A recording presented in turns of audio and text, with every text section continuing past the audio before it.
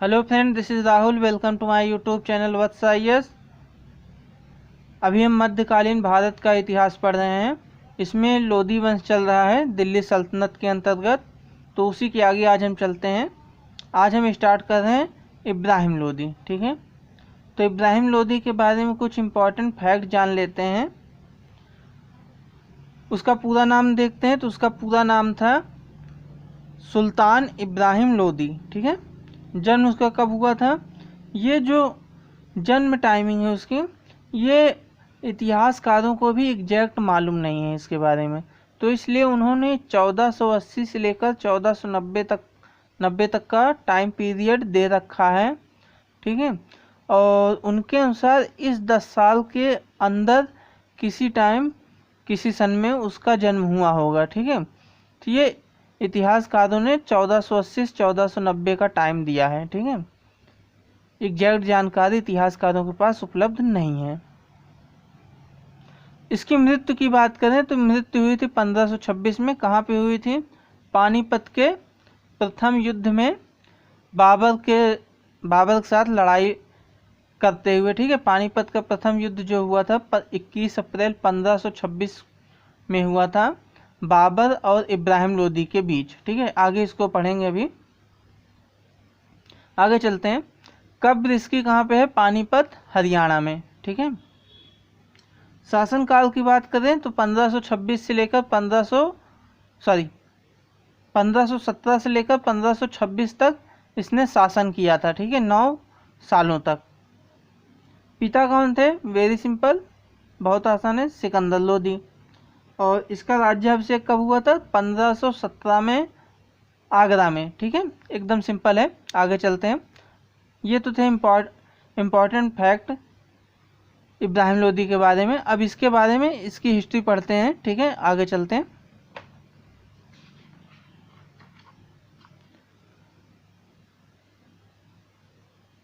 इब्राहिम लोदी की शासनकाल के बारे में अगर बात करें तो ये बैठा था गद्दी में 1517 ईस्वी में। अभी बताया ना कि 1517 में आगरा में इसका राज्याभिषेक हुआ था। ठीक है, तो जितने भी अफगान सरदार थे किसी ने इसका विरोध नहीं किया था। सब चाहते थे कि इब्राहिम लोदी ही गद्दी पर बैठे। ठीक है, तो सबकी सम्मत के साथ यह गद्दी पर बैठा। अब इसके बारे में बात करते हैं, शासक कैसा था। तो इब्राहिम लोदी कठोर शासक था, कड़ाई से पेश आता था लोगों के साथ, सेना के साथ भी बहुत कड़ाई से पेश आता था। और ये बहुत बड़ी चीज़ है, ये अभद्र भाषा का भी प्रयोग करता था। कौन? यही इब्राहिम लोदी। ठीक है, अभद्र भाषा का प्रयोग करना, कड़ाई से बात करना, कठोर शासक होना।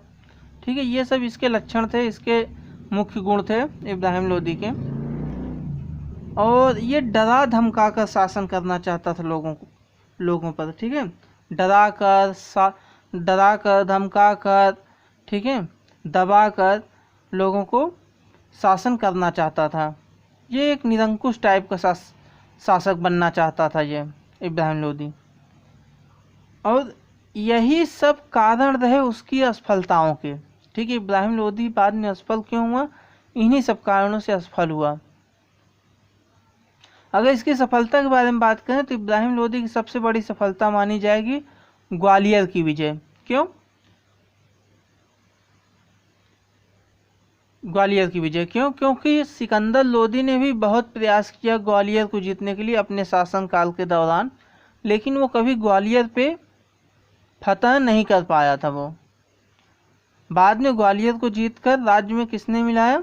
यही इब्राहिम लोदी ने। ठीक है, ये इसकी सबसे बड़ी विजय, सबसे बड़ी सफलता रही।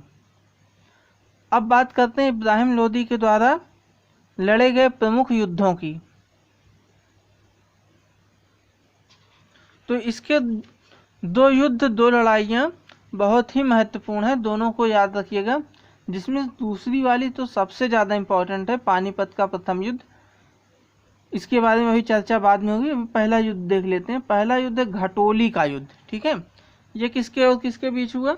ये हुआ था इब्राहिम लोदी और राणा सांगा के बीच। कब से कब तक हुआ था? 1517 से लेकर 18 के बीच में हुआ था, ठीक है। 1517 ईस्वी से लेकर 18 ईस्वी के बीच, ठीक है। किसके किसके बीच? इब्राहिम लोदी और राणा सांगा के बीच। जीत किसकी हुई? इसमें हुई थी राणा सांगा की, ठीक है। हारा कौन था? इब्राहिम लोदी, ठीक है। आगे चलते हैं।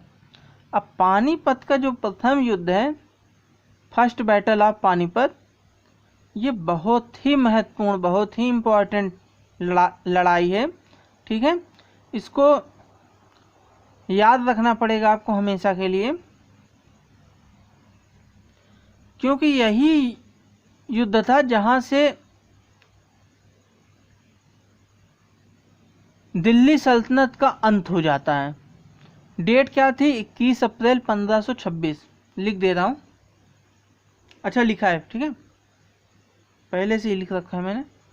21 अप्रैल 1526 ईस्वी में लड़ाई हुई इब्राहिम लोदी और बाबर के बीच में। कहाँ पे हुई? पानीपत में। और इस युद्ध में इब्राहिम लोदी मारा गया और जीत किसकी हुई? बाबर की। और इस प्रकार लोदी वंश का अंत हुआ, दिल्ली सल्तनत का भी अंत हो गया। ये बहुत इंपॉर्टेंट युद्ध था। इसके कारणों और बैकग्राउंड की चीज़ें जो भी थी, इसको आगे अभी इसी वीडियो में देखेंगे, आगे देखते रहिए, ठीक है। अब बात करते हैं पानीपत की प्रथम लड़ाई जो हुई थी, उसमें बाबर को आक्रमण करने के लिए कुछ लोगों ने न्योता भेजा था, निमंत्रण दिया था, आमंत्रण दिया था, ठीक है, इनवाइटेशन, ठीक है, दिया था। किसने दिया था? ये दो लोग थे, पंजाब के शासक थे दौलत खान लोदी, ठीक है। पहला नाम है दौलत खान लोदी और दूसरा नाम आएगा, इब्राहिम लोदी के चाचा थे आलम खान लोदी, ठीक है। ये दो लोग थे जिन्होंने बाबर को आक्रमण करने का निमंत्रण दिया था, ठीक है।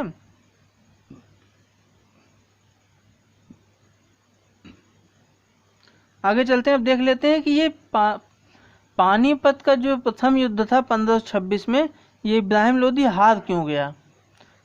और सोचने वाली बात है कि इब्राहिम लोदी लड़ा था 40,000 सैनिकों के साथ, करीब 40,000 सैनिक थे उसकी सेना में, और बाबर लेके आया था 15,000 सैनिक, ठीक है। ये जो नीचे वाला आंकड़ा है, ये है बाबर का आंकड़ा, ठीक है, ये बाबर का डेटा है सेना का।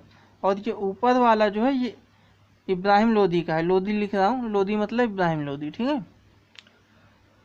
तो अब सोचने वाली बात कि 40,000 सैनिकों के साथ लड़ने वाला हार गया, क्यों हारा? तो उसके कारणों पर देखते हैं, नज़र डालते हैं। पहला कारण है बाबर का कुशल सैन्य नेतृत्व। हालांकि इब्राहिम लोदी भी बहुत बहादुर योद्धा था, लेकिन समस्या यह थी कि बाबर इब्राहिम लोदी की तुलना में काफ़ी ज़्यादा कुशल से सैन्य नेतृत्व करता था, ठीक है। यहाँ पे इब्राहिम लोदी के पास कुशलता की कमी आई। कुशलता की कमी मतलब वो कम कुशल नहीं था, वो बाबर की तुलना में कम कुशल था, ठीक है। दूसरी चीज़, बाबर की सेना के पास उत्तम हथियार थे। अब जहाँ एक और इब्राहिम लोदी जो लड़ रहा था, उसके सैनिकों के पास तीर, तलवार, भाला या फिर पुराने धनुष बाण, ये सब थे, ठीक है। तो दूसरी ओर बाबर के पास जो सेना थी, उसके पास तुर्क और मंगोल टाइप के धनुष बाण थे, ठीक है, तुर्की मंगोली।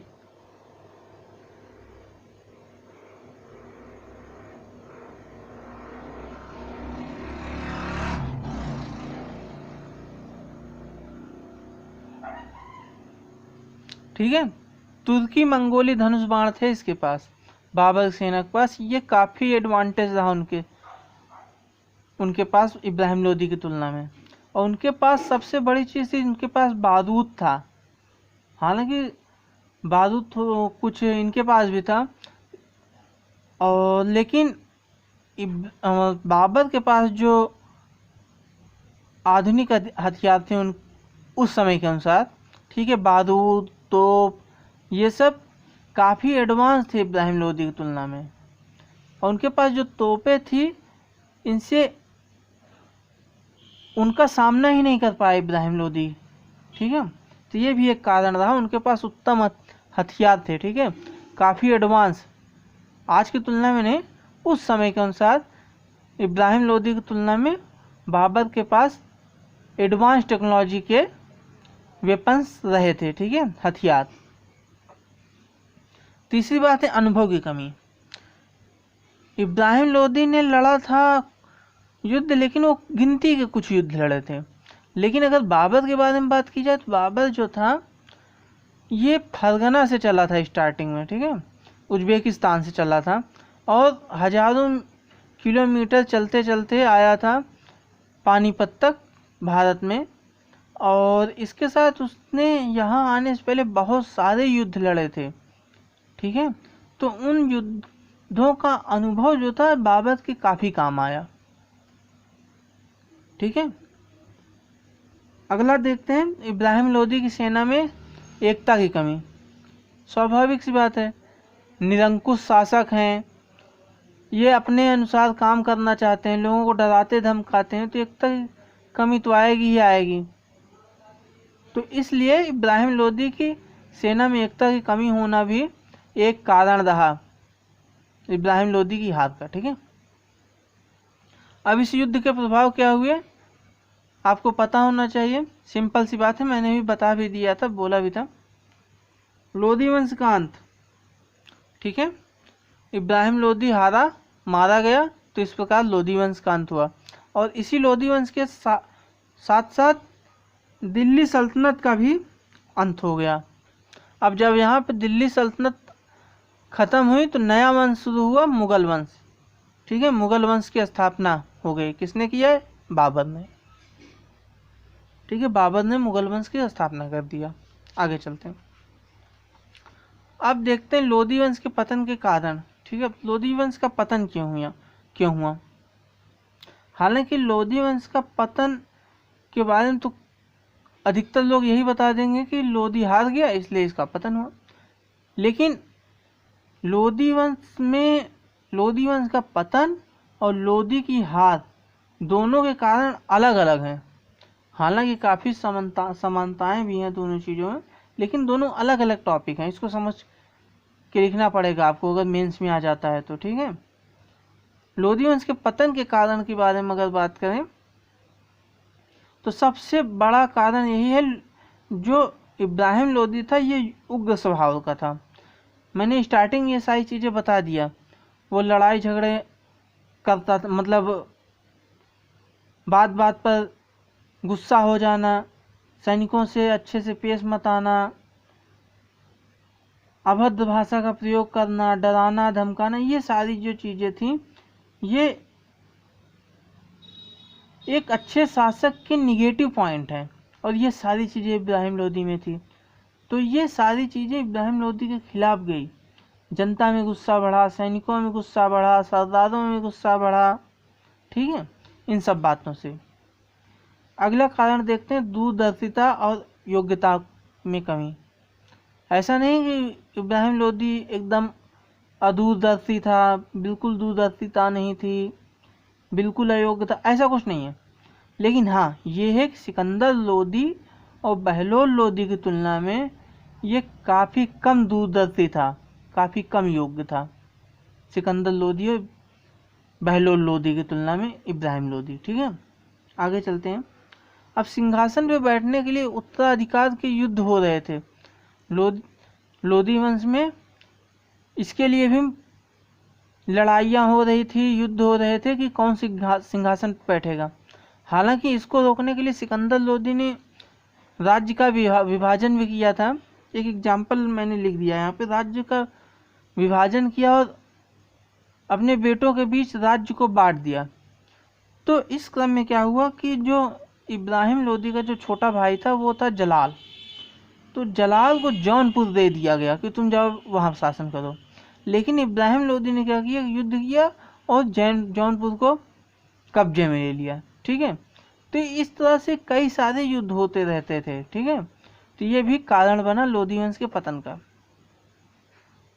अगला कारण है लोहानी, हारमूली आदि जो शक्तिशाली सरदारों का ग्रुप था, वर्ग था, उन पर दमनकारी नीति अपनाई थी इब्राहिम लोदी ने। दबाने का प्रयास किया था सरदारों को।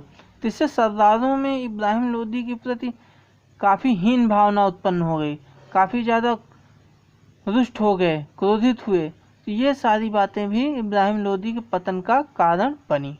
ठीक है, तो ये रहा इब्राहिम लोदी का इतिहास। तो यहाँ से लोदी वंश ख़त्म होता है, दिल्ली सल्तनत भी लोदी वंश के साथ ख़त्म हो गई। अब इसके आगे अगले वीडियो में मिलेंगे दिल्ली सल्तनत के बारे में जो मुख्य मुख्य बातें हैं, जैसे आर्थिक व्यवस्था, राज व्यवस्था, ठीक है, प्रशासन, शिक्षा, साहित्य, कला, ये सारी बातें जो हैं इसको आगे के कुछ वीडियोस में देखेंगे। ठीक है, 2-3 वीडियोस अभी बनेंगे दिल्ली सल्तनत में। तो आज के लिए इतना ही। वीडियो देखने के लिए बहुत बहुत धन्यवाद।